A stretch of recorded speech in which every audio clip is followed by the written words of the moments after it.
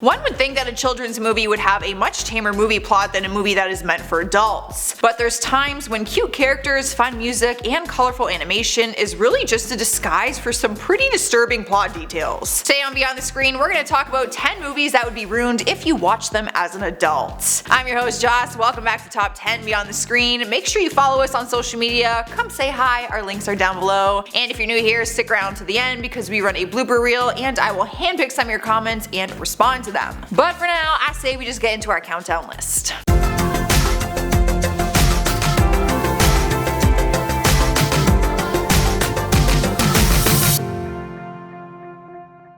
Beginning the countdown list at number 10 is Charlie and the Chocolate Factory. As a kid, this movie was an absolute dream. I remember wishing the factory was a real place that we could actually win a golden ticket to. I mean, a land made up entirely of candy and chocolate? That has kids written all over it. But as an adult, it's hard not to realize that the whole movie is kinda creepy, if we're being honest. I mean, Willy Wonka literally lures kids into his home with candy. Isn't the first thing we're taught in life is to not take candy from strangers? Fans have pointed out online some other things from the movie that as kids seemed normal, but as adults we might raise an eyebrow. Like the fact that he does absolutely nothing to help a drowning child, or that a kid gets carried away to an incinerator, or that he's wearing purple rubber gloves the whole time, which people suggest that it is to get away with the murder of the children. There can only be one winner and the kids just kinda start getting killed off as the movie goes on. It's kinda weird. The whole thing's weird.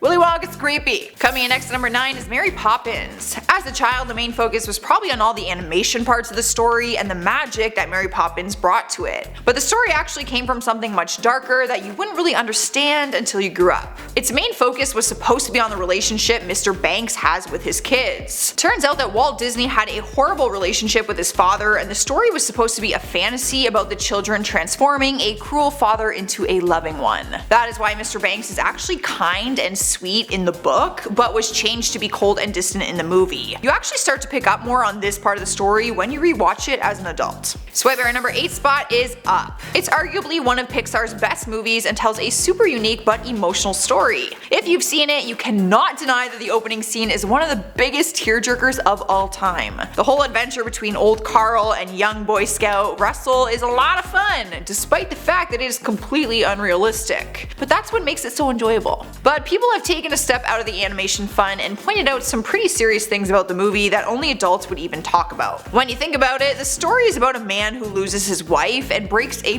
bunch of laws to fly his home to another continent. Totally illegal. He also technically kidnaps a young boy. I mean, realistically, he would get thrown in jail for taking an unrelated child with him to South America without anybody knowing. Now, I personally like to look past all of this and just focus on the fun, unrealistic side to it. But yeah, I mean, it's pretty crazy stuff. And it's all illegal. And a little bit weird. In spot number 7 is The Hunchback of Notre Dame. The Disney version of the story is easy to fall in love with, but it's still one of the more disturbing Disney movies out there. It has a lot of dark themes that you would never expect to be in a children's movie to begin with, but as a kid you wouldn't really think twice about it. Looking back on it as an adult, you would quickly see that it has a lot of violent religious and racial discrimination, not to mention the shaming of his physical deformities. Quasimodo doesn't end up with his love Esmeralda at the end of the film because he is not attractive, which is a horrible lesson about the beauty standards and expectations of the world. I feel like this one is one of the more obvious ones on our list. The movie was always kind of sketchy as a kid. Rolling into number 6 is Miss Doubtfire. Now, I don't want to ruin this movie for you guys, but people of the internet have ruined it for me, so I am just the bearer of bad news. This is not my opinion. It's hard to think what could be so dark about this movie. It's gone down in history as one of the greatest family-friendly films of all time. Fans could never forget Robin Williams dressing up as a nanny in order to spend more time with his children after he and his wife get divorced. Miss Doubtfire is hilarious. Her British accent and charm seem innocent enough, but then people had to point out that her antics actually resemble someone who is mentally unstable. Some fans have said that they see the plot totally differently as an adult and see a man who lost custody of his children,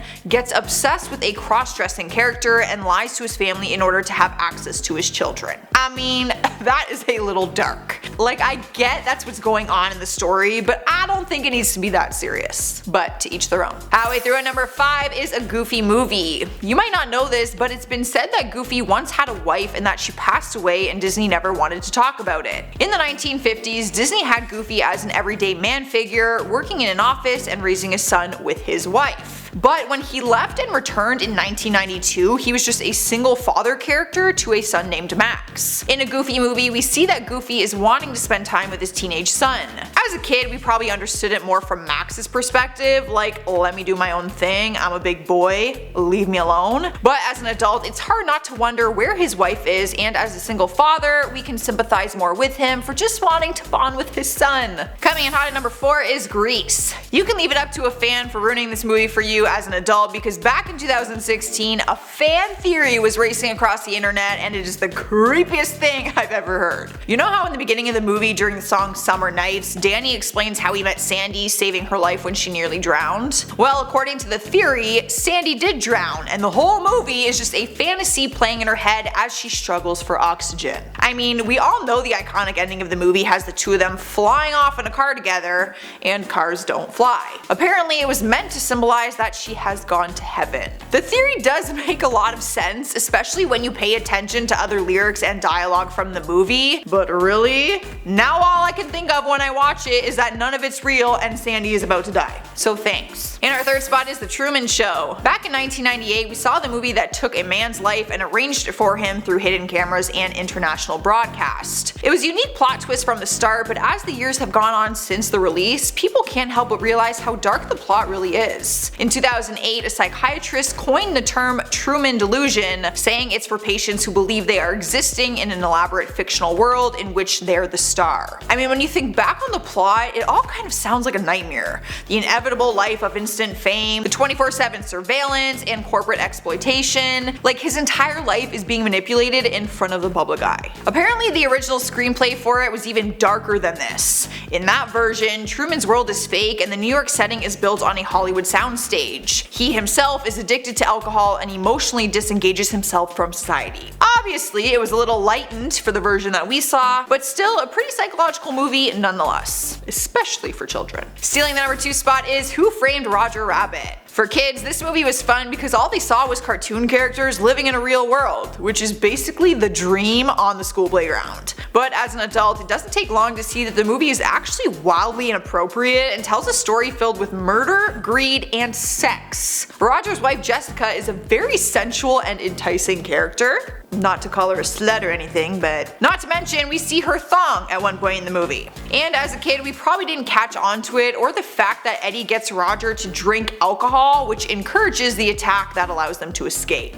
There is a lot of different things found within the plot that make you think twice when watching back with an adult perspective. I mean, I always thought Jessica was like a little bit too much for a children's movie, but I guess that's not mine. Doesn't matter. She was in it regardless. Alright guys, we have made it to number 1 and we have Matilda. By far one of my favorite movies from my childhood. I actually have it on DVD and I'll probably frame it one day. As a kid, the movie was nothing but fun. It felt like we became friends with this young girl who develops powers that help her win a better life with a happy ending. Because the movie was so fun and upbeat, as kids we missed the fact that there is actually a lot of disturbing content in the movie. I mean, as an adult, we can really see how neglectful Matilda's parents are and the different forms of emotional abuse she faces. And maybe as a kid it was fun to laugh at the fact that her dad's a criminal, but like, that's not actually funny. Not to mention the chokey. I mean, that thing is something that you would see in a Saw movie. I'm not sure how we ever normalized the chokey being a reasonable punishment for children, but yeah. We also learned a bit about Miss Honey's dark past, who faced horrible abuse from her aunt after her father commits suicide. There's just like a lot within this plot that we wouldn't notice as kids. Low-key though, still love the movie, still gonna watch it. Like, nothing is ruining this movie for me. So, I'm ignoring everything I just said. Well, there you have it guys, that is our list for today. Let me know if you like it and if you want a part 2, but for now I'm gonna end our time together by responding to some of your comments. Gail Mimi of 6 says, I love peanut butter as long as the pickles are dill. Also peanut butter and Miracle Whip, white radishes, or just butter. Girl, if you are about to tell me that you mix pickles with mayonnaise and radish and I don't know, you lost me a long time ago. I just stopped thinking about it. Just eat pickles. Guys, just eat the pickles on their own. Stop trying to mix it with stuff. Also, Miracle Whip is not mayonnaise. They are very different. 101 Ink says, stand aside world, it's my turn to have my comment featured in the next video. Stand aside world. This is his shot. C. McCulloch1 says, you do know Ellen is known for treating her staff like crap and she doesn't really like people, which she admitted. I don't believe that. Show me the proof. Show me the proof. You will not ruin Ellen DeGeneres for me. Dania says, this list should be so much longer. Well, our list can really go on forever. So that is why you guys have to let us know when you want more parts, because then we can make it happen. But that is all I have for you guys today. Make sure you subscribe if you haven't already, and ring the notification bell so you never miss another video. But for now, here's the bonus content. Ooh, these are a lot of big names. Damn, y'all are trying to ruin everything for me. I just want to watch my movies in peace.